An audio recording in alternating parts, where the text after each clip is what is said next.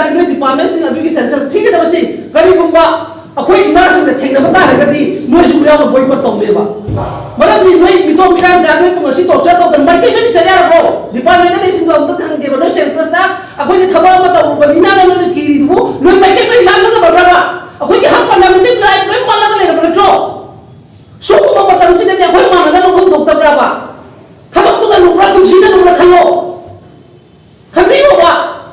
नोई के थबक्तुना लुब्रा पुंसी अमसे हिंगा काना नोई मा फंक्शन तो बंगम बदले ngasi mo ima situation sida noi su nai le sarkar ke order ni sarkar order su su demand tong na noi su hak ni na iran da mai jaga ko phai thabak tong ni na la ya ba hai ni da ai iran da ai mum mai jaga ai thabak tong ni ai phone service ne da le ke doi da noi su hak than bi yo ba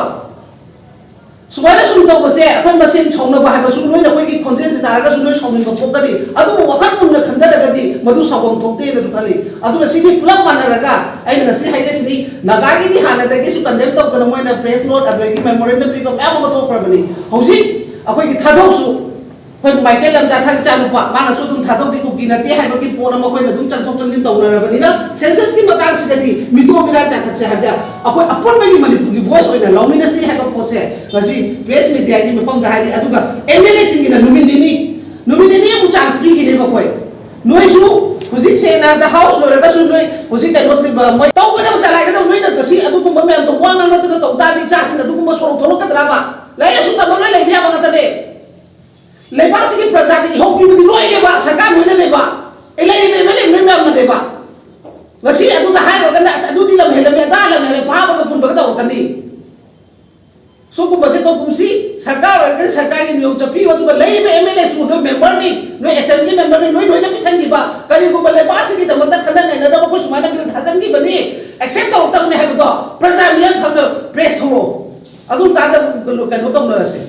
मसी देगे ना कसु हाइजे निगाले ते अदु का प्रजा कोई सु सिकी बतान सिदि तुम मांगे दना अमना तो बने है खना दना सिगी मितो मिरा जासे टाइमिंग जाई दा अमिशाना पार्लियामेंट दा हाई की बले रबनी अखोई की आने की फॉर्मर चीफ मिनिस्टर ना हाई की बले रबनी गवर्नर ना हाई की बले रबनी एविडेंस में आदुना लोइना रगा मोई की मसी से डिफॉल्ट होन बा बसे अखोई पुन्ना ले मिना बसे है बसे मगसु मरमदी हुजि कोइनिबा मणिपुर की सिचुएशन होय मेटे की नान की दी हुजि तंग माइके मरि जब या दा खरा दो आईडीपी की तेगी मैप्स की मरुय को प्रॉब्लम्स दा गारे होय नान नोय कापना खोना बसे अदुगो अनदा अखोई फ्रूप अमदा मु चथरिबा पोटसिदी ngasi bawta su lepri ngasi makta su dum kamnari me media na su hena khangamani ukhul da nahan adum chathada na continue dum tawra leibani na hari ba tawriba phibam masida kamai tawda da khoi gi india lenga na census to hari haraga su akhoi gi state na kamai na basi tawhum thokbra thoktabra haiba to government na kitang khanbiyo haidana haraga lakuni adubu मोई की वखलदा मोई की government की side की ngasi census से तौगदबगी मो खोइना खरा department दे कइदगी पाउ खरा फंगजबदगी मतुंगी ना ngasi की अमु प्रेस मीडिया से तौदिया ना दन तंगाई फदना तौबनी मरमदी ngasi मणिपुर द ओइलिबा फिबम ngasi मणिपुर ना सुयामना वाना लेबा पोसे मितो मिरान चा चगपदगी नि हाइबसे म्यामना कोइगी अखोई प्रजा नत्रगसु लेरिबा खोइगी मतम दुगी गवर्नर मतम दुगी चीफ मिनिस्टर अदुदगी कोई सेंटर दा हारगना कोई अमित शाह जी मानसु पार्लियामेंट दा हाइखिबा मयाम अमा लेरबा पोनी हाइरिबा पोट तौरिबा मयाम सिगी हंद हौजिक पाउता मितो मिरा चा से खंदोक्तना कमाई तौदना कोई सेंसस से थिजन दुइनोबा सेंसस से कमाई कोई हुजिक सु योदना मितो मिरा चा तो को हुजिक कोई लेरिबा आईडीपी से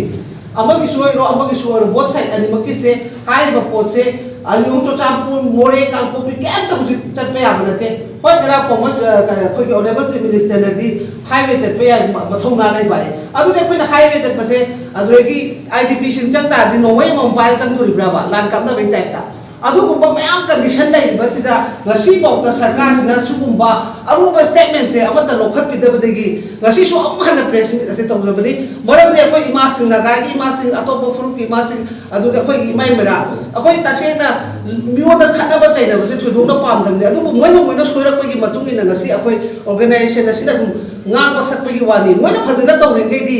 akoi gi leiriba government sina atumba niti niyom thabak tawraga praja ka dobagi langduno ba प्रजा से याम द खोगी इहो याम सागत प मिसु ता हनबा ऑर्गेनाइजेशन सिंग सु इहो याम पा बसु ता बा मोय वखत खंद बियो बा मोई वखल खन्ना भी हुजी आईडीपी मोरी की ना कमाई तो बा चोचापुर की ना कमाई तो चोंपा चोचापुर की 2020 दिन पा ओंथो खरबनी मोई की ना सेंसस कमाई तो दुनो बा अखोई से याम अपंग जीव केम तनतबा हयें वोट की मतम लोइना अखोई से प्रजा से करी मोई उबनोबा अदुगा लोइना लोइना ना अखोई की लैरी एमएलए सिंह सिसु करी nova high post the Moina वा गांग यादे हैबा कनाई रूल लेगेबा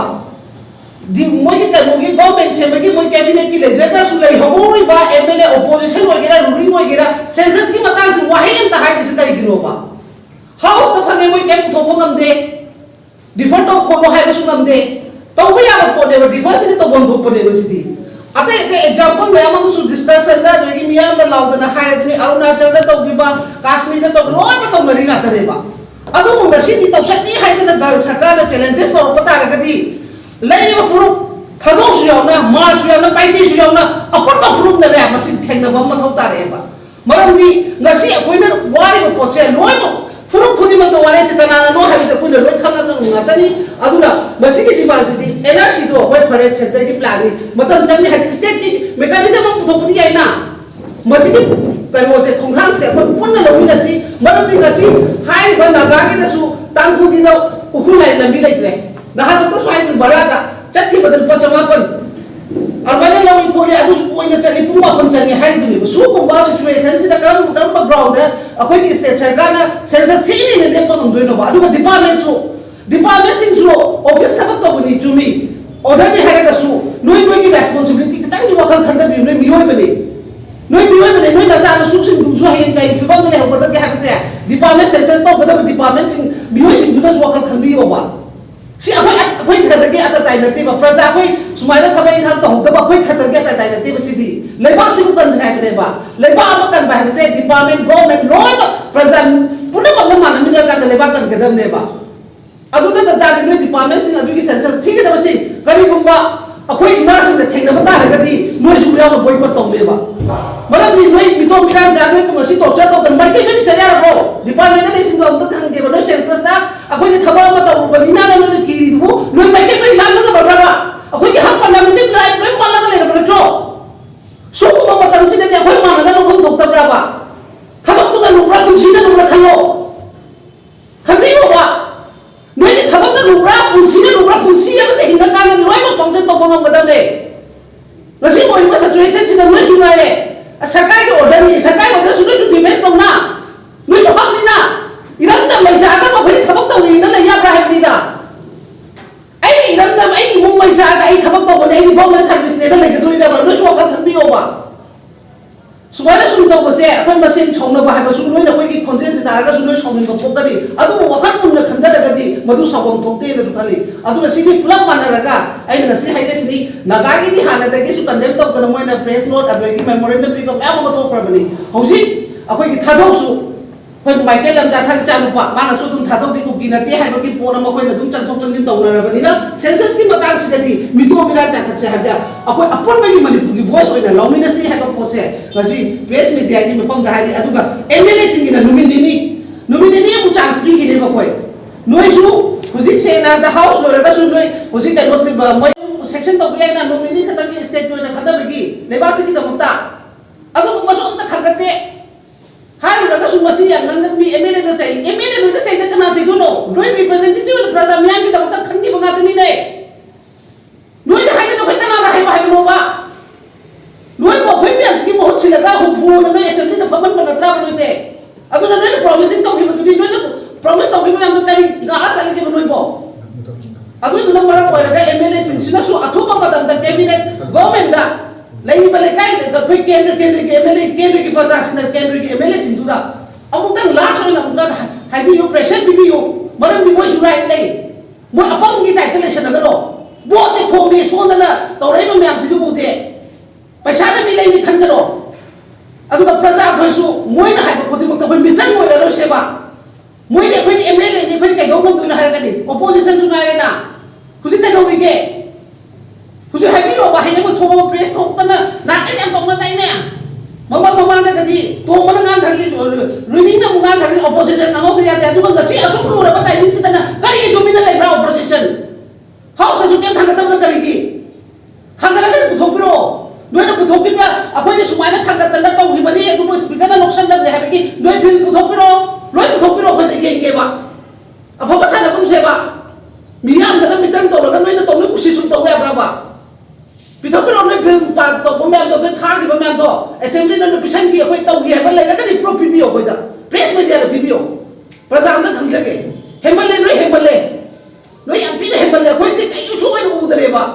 ช่วยแต่เลยองค์รักเห็นองค์ที่จ้าสิ่งดูในยุ่งสิ่งดูนั่นเราเลยบ่โกงเป็นแบบเดียวเอาตัวเห็นชาวรักกันที่จ้าแล้วเห็นมันพัฒน์ดูเจนี่ทำเอาไว้ดีแต่มันเลยสักการเนี่ยนะ